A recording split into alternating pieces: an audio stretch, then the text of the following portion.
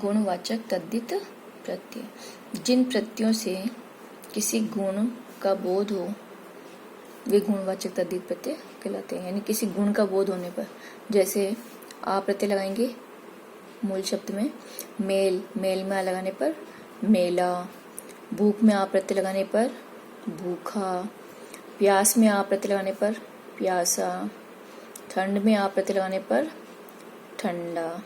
ऐसे ई प्रत्यय, भार, भार में ई प्रत्यय लगाने पर भारी, धन में ई प्रत्यय लगाने पर धनी, लोभ में ई प्रत्यय लगाने पर लोभी, और क्रोध में ई प्रत्यय लगाने पर क्रोधी शब्द रूप बनते हैं। ऐसे ईय प्रत्यय, भारत, भारत में ईय प्रत्यय लगाने पर भारतीय, नगर में ईय प्रत्यय लगाने पर नगरीय, अनुकरण में ईय प्रत्यय लगाने पर अनुकरणीय। से ईला, शर्म, शर्म में ईला प्रत्यय लगाने पर शर्मीला शब्द बनेगा। रंग में ईला प्रत्यय लगाने पर रंगीला, सजा में ईला प्रत्यय लगाने पर सजीला। ऐसे ऐला, विष, विष में ऐला प्रत्यय लगाने पर विषैला। आलू, श्रद्धा, श्रद्धा में आलू प्रत्यय लगाने पर श्रद्धालु, दया में आलू प्रत्यय लगाने पर दयालु शब्द रूप बनेंगे। वंत, दया में वंत प्रत्यय लगाने पर दयावंत।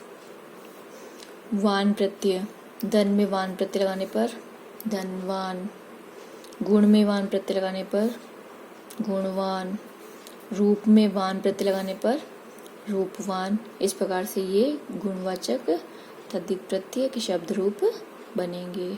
उसके बाद में स्थानवाचक तद्धित प्रत्यय। कुछ प्रत्ययों से स्थान का बोध होता है, जैसे ई प्रत्यय है मूल शब्द, पंजाब में ई प्रत्यय लगाने पर पंजाबी, बंगाल में ई प्रत्यय लगाने पर बंगाली, गुजरात में ई प्रत्यय लगाने पर गुजराती, और शहर में ई प्रत्यय लगाने पर शहरी शब्द बनेंगे। से ईया, कलकत्ता में ईया प्रत्यय लगाने में कलकतिया, जबलपुर में ईया लगाने पर जबलपुरिया, मुंबई में ईया प्रत्यय लगाने पर मुंबईया, जयपुर में ईया प्रत्यय लगाने पर जयपुरिया शब्द रूप बनेंगे। ऐसे वाला, अब दिल्ली में वाला प्रत्यय लगाने पर दिल्ली वाला, गांव में वाला प्रत्यय लगाने पर गांव वाला, आगरा में वाला प्रत्यय लगाने पर आगरे वाला। इस प्रकार से शब्द रूप बनेंगे। फिर स्त्रीलिंग वाचक तद्धित प्रत्यय। कुछ प्रत्ययों के प्रयोग से शब्द स्त्रीलिंगवाची बन जाते हैं। जैसे अब ई प्रत्यय है, यहाँ पे मूल शब्द दिए हुए हैं। मामा, मामा में ई प्रत्यय लगाने पे मामी शब्द बनेगा। लड़का में ई प्रत्यय लगाने पर लड़की, नर में ई प्रत्यय लगाने पर नारी, काका में ई प्रत्यय लगाने पर काकी, दादा में ई प्रत्यय लगाने पर दादी। ऐसे इन प्रत्यय, माली, माली में इन प्रत्यय लगाने पर मालिन, ग्वाला में इन प्रत्यय लगाने पर ग्वालिन, धोबी में इन प्रत्यय लगाने पर धोबिन, सुनार में इन प्रत्यय लगाने पर सुनारिन शब्द रूप बनेंगे। ऐसे आ, बाल, बाल में आ प्रत्यय लगाने पर बाला, प्रिय में आ प्रत्यय लगाने पर प्रिया, वृद्ध में आ प्रत्यय लगाने पर वृद्धा, मुग्ध में आ प्रत्यय लगाने पर मुग्धा, सुत में आ प्रत्यय लगाने पर सुता। से आनी प्रत्यय, जेठ, जेठ में आनी प्रत्यय लगाने पर जेठानी, देवर में आनी प्रत्यय लगाने पर देवरानी शब्द रूप बनेंगे। ऐसे नी प्रत्यय, शेर में नी प्रत्यय लगाने पर शेरनी, इंद्र में नी प्रत्यय लगाने पर इंद्राणी, चांद में नी प्रत्यय लगाने पर चांदनी, और राग में नी प्रत्यय लगाने पर रागनी। इस प्रकार से शब्द रूप बनेंगे। बहुवचनवाचक तद्धित प्रत्यय।